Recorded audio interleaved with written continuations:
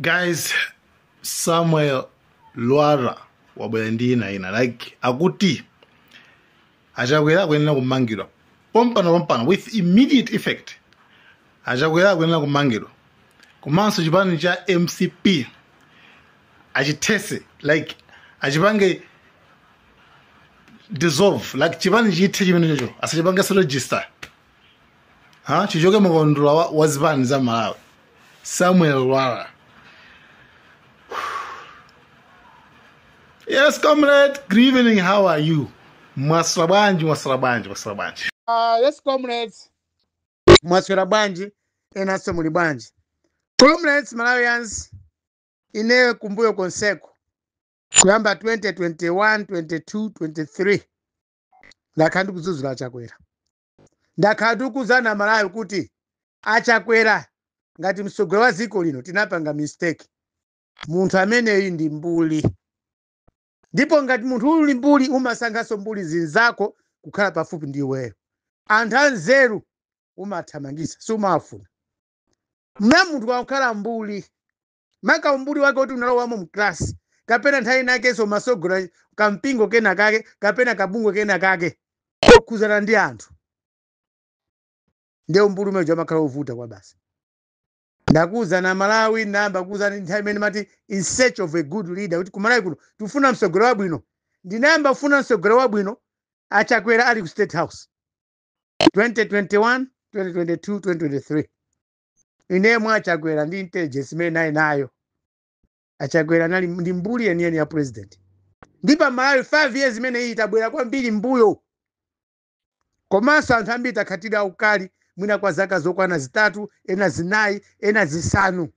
Ngati anzathu achipani cha DPP, ukali wawo wakhala zaka 5 au ukali pali ku state ali ku opposition. Mwina makali pa kwambiri a DPP awawa ndi zipani zina zonse.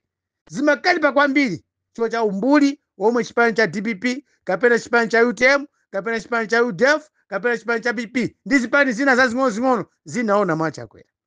Amalawi Achakwera ndi mbuli.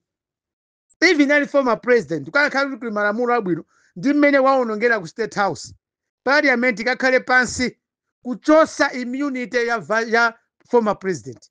Ndi bwino ma president omwe sanagwire bwino ntchito kupanga zimene wapanga Achakwera ku State House ndi anthu ake. Achakwera chipani chawo apange deregister. Komanso Achakwera amangidwe. That's it. Munthu wakawanzeru choyamba umamba kupanga protect malo amene makhalamo. Office imene magwira ntchito.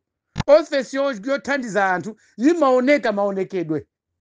Kusamalika bwinobwino. Koma State House ya Achakwera amene mwapitako kamene magwira ntchito ku State House. Mukaone ma State House ena maiko ena imene kumasamalidwira. Koma State House ya Achakwera imaoneka kuti kuno ku State House kuli mbuli. And umbuli mene that's why MCP akayupanga ma mistake. Mwina kumusowesa vice president, mwina kumagula fertilizer mabuchale, mwina kumati zunza anthu amene tinampasa vote Achakwera, amene tinampangira campaign Achakwera 2014, 2019, 2020 kuti lawe bomba.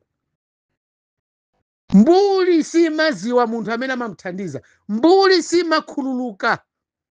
Munthu wakhala mbuli olo ufiti umakhala nawo. Zimene apanga Achakwera ku State House kuposa ufiti. Olo kunyera mgalimoto. Olo ali galu. Sanga nyere mgalimoto ngati mene tikuona magalimoto. Sanga phwanye zinthu ku State House. Olo ali ndi njala galu. Sanga phwanye chimbuzi kuti adye mani. Koma munthu ku State House ya ku Malawi kumalemba ndi manyi zona koma ndi kulemba apo kuti NCP. Mabi yeneniwa. Ine ndi ku State House ndikuziwako bwinobwino. Mbuli zimene zimagwira ntchito ku State House pasi pakaponda mgaga ndi anthu onse ya ku State House. Every day akamaweruka amaba toilet paper. Kumacha kuda awatu aba toilet paper wawo. Sugar awatu aba sugar ku State House. There's no way somebody innocent enough, somebody sane enough can steal a toilet paper ndi kupita nayo kunyumba kwake. Kumaka setela ndi anachi ndi abale ake cha ku State House.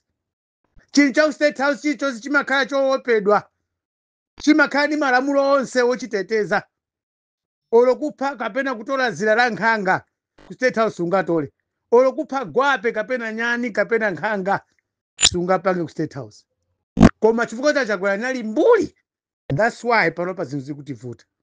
5 years iya Malawi mwasimikiza, ndipo tikuthokozeni kuti awawa atulukamo. Ife amene watinaona kalekale anatipasapo ma appointment kukagwira ntchito ku State House ngati gardener. Kwa polembera ntchito osatiuza tife ma gardener. Koma timaona iwo ndi umbuli wawo mwa ife amona ngati ndife threat kwa iwo. Comrade Lwala wakunzimba mtumbu kamene wakunzimba amene ndo chenjera kwambira bwana asakhale ku State House. Dikana khale ena pete ku State House. Palibe chomwe chikanabedwa ayi. Ndipo Chakwera akanakhala anthu anzeru akanakhala kutasata maganizo athu. Chifukwa nyumba zimene timakhala ifeyo ngakhale timakhala kumamizi. Palibe kuti mwana wanga kapana mwana wa m'bale wanga angalembe khoma ku chimbuzi kapena kubiba pambali ku chimbuzi kulibe. Even kapu yomwe na tiyi simakhala kuda kapena yonunkha fungo lina lake la china chake cha chilendo. Koma Chakwera angotioneseratu kuti munthu amene tinayambika ku State House ndi nkhanza zimene takhala tikuona akupangira zinzache makamaka pa imfa ya Saulus Chilima. Sikunati anapha ndiwowo, koma anakhalidwe lawo ndi zimene tikuona papa izizi. Awa ta MCP akhuza kupha ndi munthu. They can destroy somebody. Ndi mmene tikuvutikira panopa enafe. Tinali ndi ma contract ndi ma appointment aku State House, mafailo athu anatisowesera.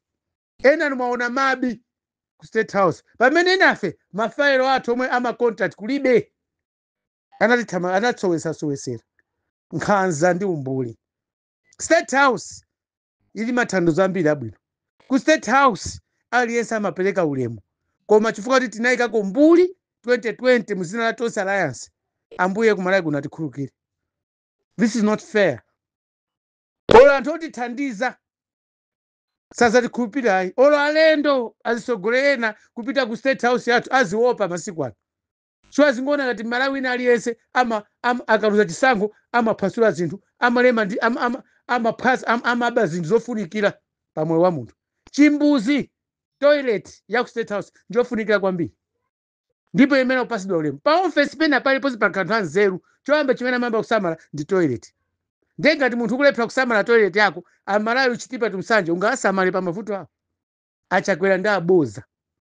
Chonde amalawi ndikuziwa kunoko malamulo athu komanso makhoti athu ndi ofoka. Pali nkhanza zambiri zomwe kumalawi zimapangika koma timasowa kopita nazo. Pali maumboni ambiri amene anthu ena afe timakhala nawo ngati dziko lathu. Koma kulibe ma institutions omwe angatimvere zoyipa zomwe maboma amene timavotera timapasa mavoti kula boma tingakaneneko. Nkhanza zimene zakhala zikupangidwa kumbuyo konseko. Ka chipani cha UDF, chipani cha PP, chipani cha DPP, chipani cha MCP. Nkhanza zimene amapanga anthu awa tikapasa mavoti. Timakhala ndi maumboni akuluakulu. Koma timavutika kuti ukanena kuti nkhani imene iyi. Most of the institutions omwe amayang'ana kuti ziko likuyenda bwanji pa malamulo kapena nkhanza zikamachitika mziko tingazipange bwanji. Ma institutions onse amakhala corrupt. Komanso amakhala dull and passive. So yokuti amalembana mbuli zokha. Tikanakhala kumene kuti ndi commission ndi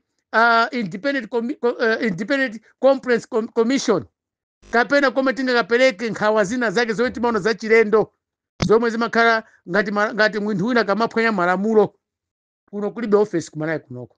And panopa ni pempho langa ku DPP.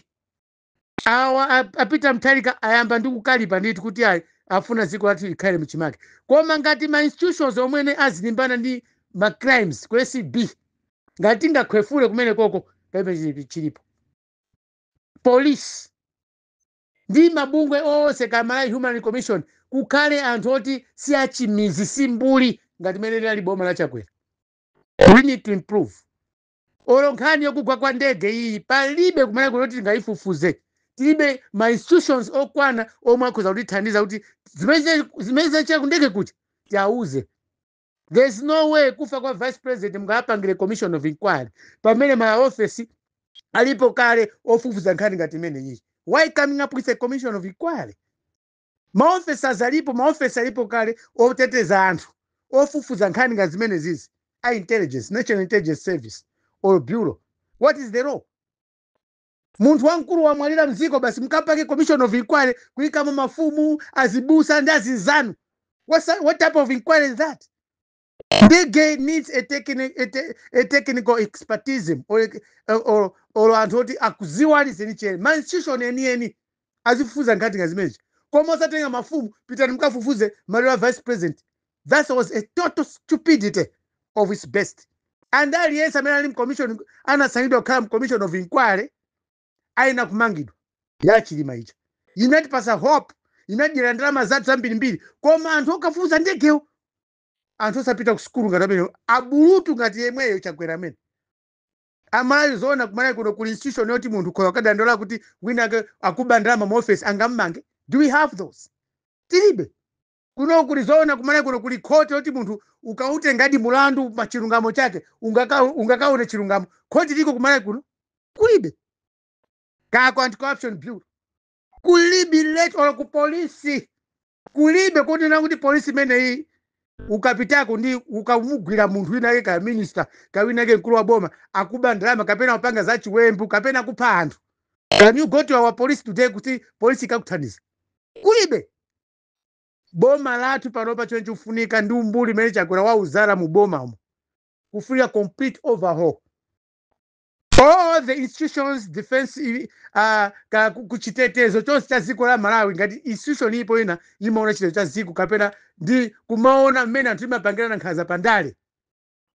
Those institutions must be overhauled completely. Tiyambireso one.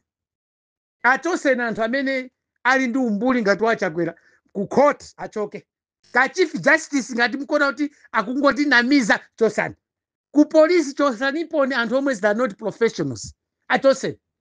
Maudindo osiyana mboma ku agriculture ma ministers. Tiyambireso one kaendesedwe kama ministers athu. Ndi ma institutions omwe amatauteteza miyoyo ya anthu. Komanso omwe amatauteteza ziko lathuli. Kandi ku ame. We need complete overhaul. Amalawi panopa we cannot go ahead. Ndi mene ma institutions athu alili panopa. Kwa khala kuti ma institutions amphamvu kunoko osamalati za malamulo. Chakwera lero panopa bweza tamangidwa. Akanamangidwa state aulule anthu amene analemba ntchito one by one tafunse aononga kuzinthu zingati state house. Sinkhani zoti iye atifune commission of inquiry mangani Chakwerayo, mangani chief of staff Kapona Mgaga, mangani director of human resource ku state house amangidwe.